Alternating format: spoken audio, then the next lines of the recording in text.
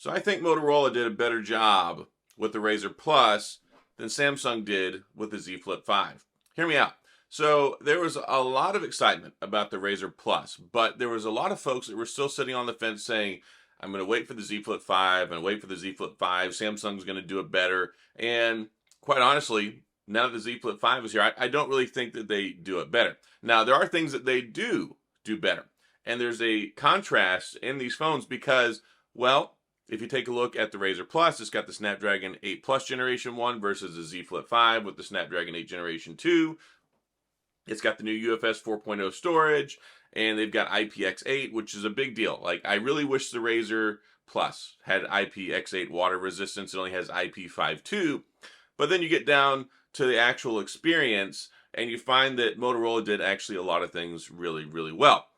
Most importantly, the front screen experience. So with the front screen experience, it's been great because you have access to all your apps essentially on the front screen natively. You don't have to install anything. You don't have to go to the Samsung Galaxy Store. You don't have to download and set up Good Lock. You don't have to enable all those features right here. Like, basically, you just swipe over to the second page and then you add whatever you want by hitting the little pencil edit button. And it's been a really good experience. I mean, heck, I can even play Boom Beach on the front. Plus, you get a 3.6-inch screen as opposed to the 3.4-inch screen. But other things that they did. So this is 720p. This is 1080p. This is 60 hertz. This is 144 hertz. So you really get that nice, smoother, higher resolution experience on the front screen. Really doesn't make that big of a difference, I'm going to be honest, because the screens are both so small, the resolution doesn't really matter that much, but they at least tried. I mean, they at least tried. And I quite honestly, I like the design on this better. I love this, I think, Viva magenta color they had exclusively with T-Mobile. And then it's also got the leather back on it, which I like a lot.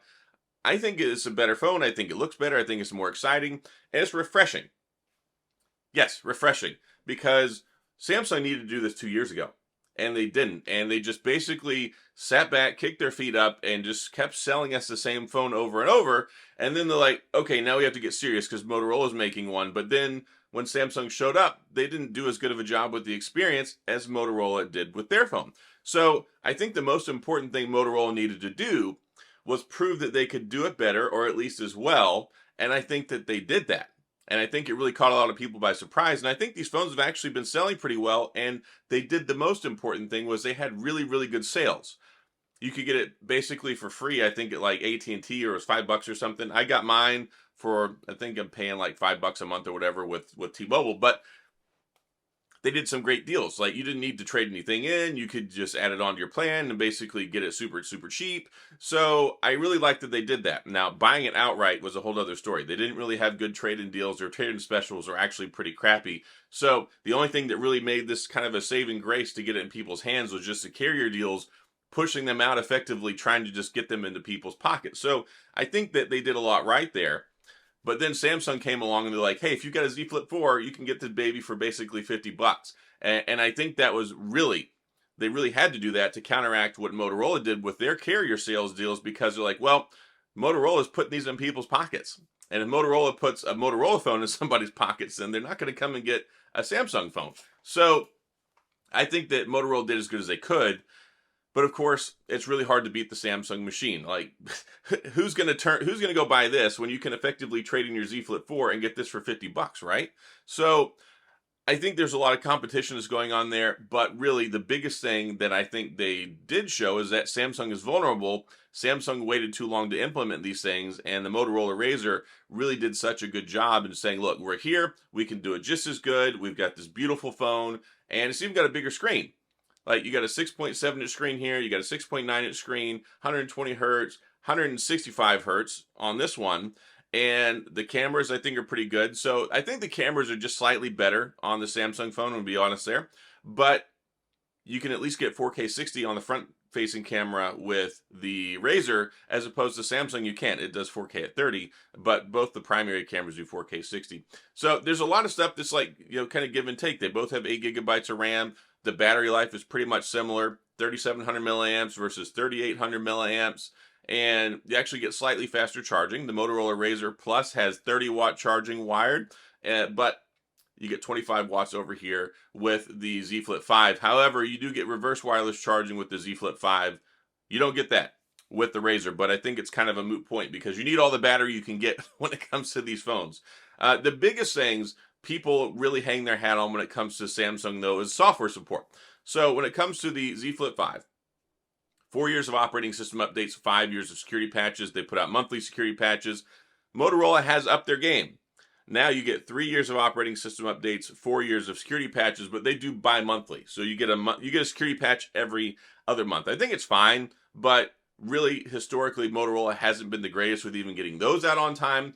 And I know some people really do like and appreciate the monthly security updates. I think Samsung is the best in the business now when it comes to security patches. I think they do a better, more reliable job than Google even. So that's something definitely that's important when it comes to Samsung. But I am happy to see 3 years operating system updates. That's good. Also 4 years of security patches, even though it is bi-monthly.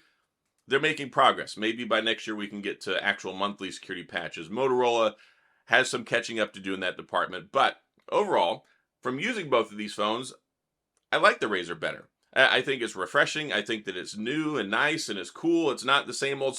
Like, I got the Z Flip 5 and I got this thing. I got it the day it came out and the hinge is really nice on it. I think the hinge is probably better than the one on the RAZR. And I know there's a video out there saying, oh, somebody tested them side by side and the RAZR failed first much earlier. Here's the thing. If you take care of these phones and you don't throw them in the rocks, you don't throw them in the dirt, you don't do all sorts of crazy things to try and break them, I think it's going to last and it's going to work for a very good long time. I have no problems with it. And actually the crease I like a lot better on the RAZR. But the RAZR phone, I just really enjoyed it. The honeymoon phase is, I think, probably much shorter with the Z Flip 5. It really feels like the same old. And I had to sit around, I had to go and actually look around online to figure out how to get the apps to work on the front screen. I don't use Good Lock. I wasn't really aware of it. And then somebody was telling me about it, like, oh yeah, you can get all the apps to work on the front. You got to download this. I had to follow these instructions. I think that's outside of what we should expect for normal average consumers. Like tech enthusiasts like me or you probably watching this video will go, yeah, I'll go do this. I'll add that stuff on there. But there's a lot of people who don't know anything about that, who just go, oh, cool, I like the flip phone, who may not even realize that you can actually watch Netflix and YouTube and do all these other cool things on the front screen of the phone, and they're going to miss out on those experiences. Whereas it's basically so easy. And if I remember correctly, I think there was even kind of a walkthrough that showed you how to add the apps on here whenever it started up. So I think Motorola did a better job at focusing on the front screen experience, which is what we needed. That's what was missing in the flip phone department. And I think Motorola did a good job bringing it. I think they did it better than Samsung has done it with their phones. It's more intuitive. And I think overall it's just a better experience. Plus you get a higher refresh rate, better resolution on the front. And overall, I think the phone looks better, and it's just nice to have something different. Like I'm kind of sick of the same old with Samsung, and well, that's really basically all they did. This is basically the Z Flip 4, but they finally gave us a slightly bigger screen, which we've been asking for. It's here, so thank you Samsung for finally doing that. I'm not trying to discredit them for.